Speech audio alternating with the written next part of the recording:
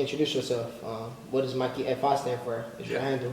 For sure. Yeah, that's my Instagram handle. Mikey FI is for Mikey First Impressions. So yeah, just wanted to make sure the brand is part of my name, and you know, I definitely want to start branding more and just let people know. You know, First Impressions SF LLC. It's the LLC that we started, and it's the name we're gonna keep for this business, our next business, and you know, all the future ones. So that's what it is.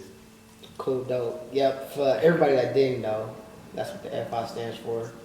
Yeah, we're on Turo, but First Impressions is our company name. Yeah, and we got a lot of things coming. We already have the car rental service. How did we come up with that name?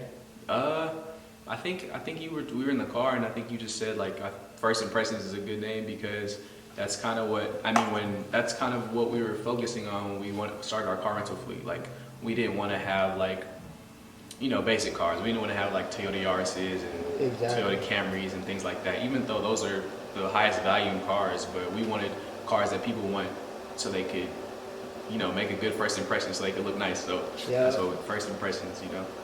It's crazy because I still have, it's not in this notebook, but I still have the notebook of the different brainstorming names. Oh yeah, yeah. For sure. So what kind of sparked your entrepreneurship spirit? Like, where did it come from? Honestly, I think it's always been in me. Like, I've always just wanted to start something on my own. Even when I was younger, when I was in first grade, you know, I used to write comic books and then sell them to kids on the schoolyard. And then when I was in high school, because I used to get free lunch in high school because we were obviously low income, and but I didn't really like what they had. But everybody would always want Burger King, so I would stand in line, get my free Burger King, and then sell it. You know, I would flip it. I do that for lunch every day. Go home with $10. So I just always been like a hustler. I always just like been fascinated by the exchange of money and making money. And yeah, I knew like even going through college that, I mean, I started off as a pre-nursing major, and I was going to go into nursing. You know, having a Nigerian mom, people know how immigrant parents are. They want you to be in the medical field. They want you to be a lawyer. That's how immigrant parents are. That's how Nigerians are. My sister's a doctor. You know, my other sister just got her master's. She's a teacher now.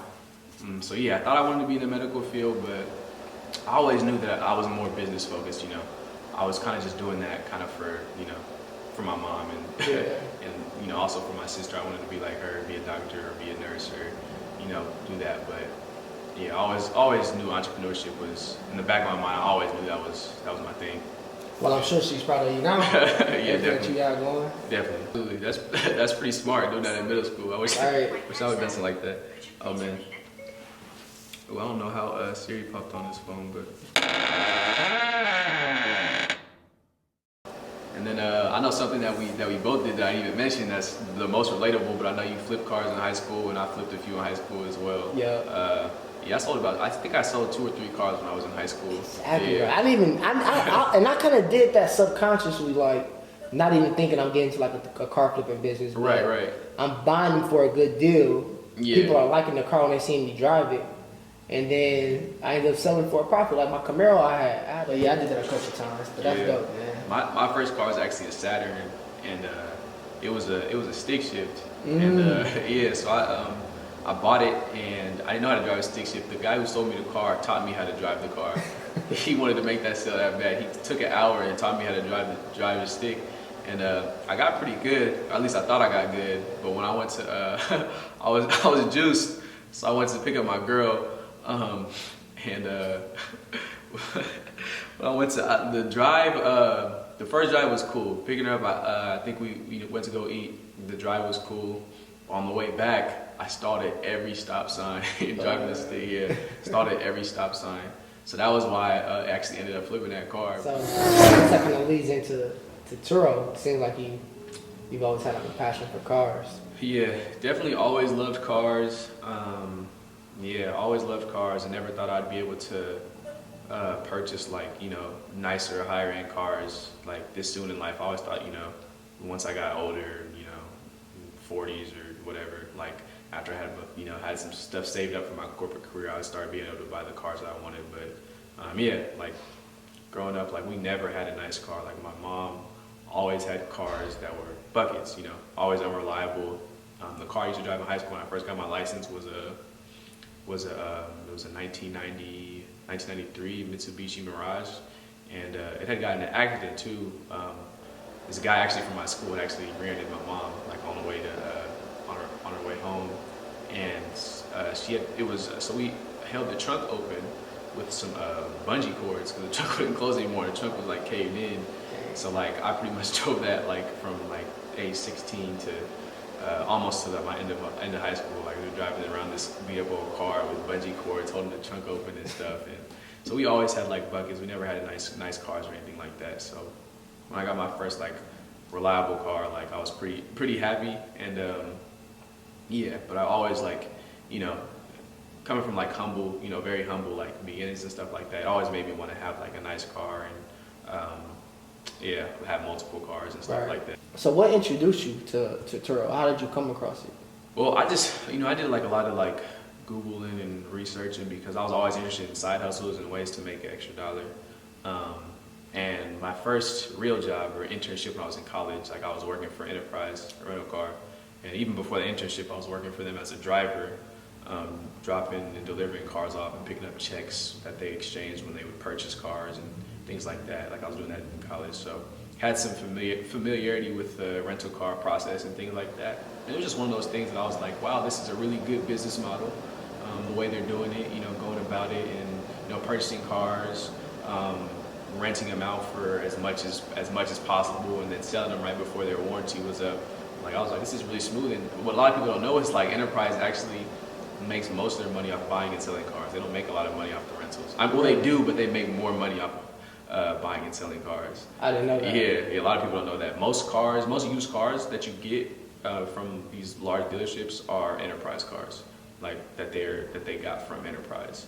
And so Enterprise is huge. Like it's huge than people even know. Like people just think they're a rental car company, but nah. Like the used car you probably buy is probably an Enterprise car to begin with, most likely. Yeah. That's crazy. Just let us in on the little Enterprise secret. Yeah.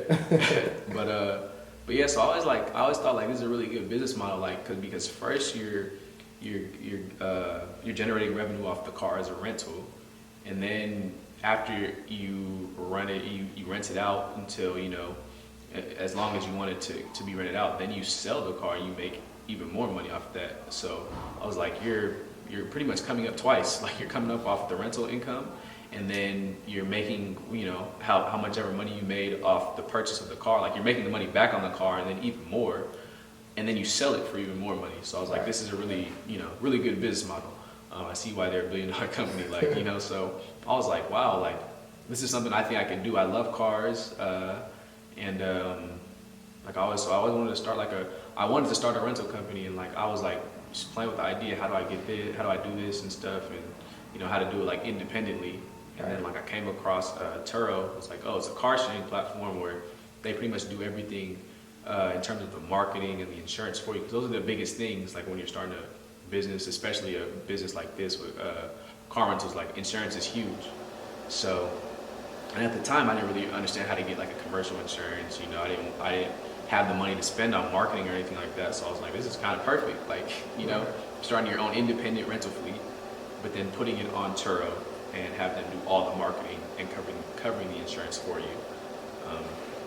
Like this is pretty perfect. So and yeah, at the time, you know, I'd already known about, because people know a lot more about Airbnb than Turo, and Turo had branded itself, and they still do, as the Airbnb for cars. So I was like, okay, like if, you know, and everybody knows right now Airbnb is, you know, overtaking any, you know, hospitality or hotel business right now. They're number one. Mm-hmm. So I'm like, if this is like the same thing but for cars, then, you know, it's obviously a proven model that works. So let me give it a try, you know. Right. Yeah, bounce back, got that bounce back. Yeah, we got that bounce, retract. Gotta find my mind, homie, where you at?